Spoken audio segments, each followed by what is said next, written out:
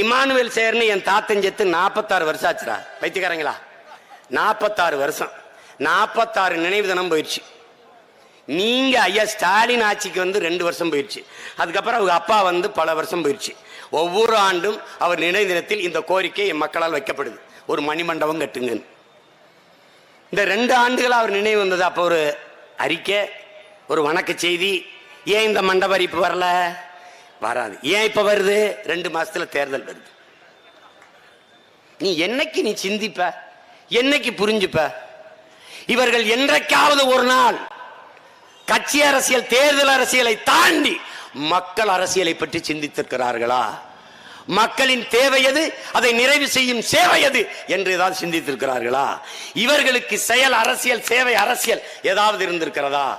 கடைசி வரை அவர்களுக்கு தெரிந்தது செய்தி அரசியல் மட்டும்தான். பேசுவார்கள், விளம்பரம் பண்ணுவார்கள்.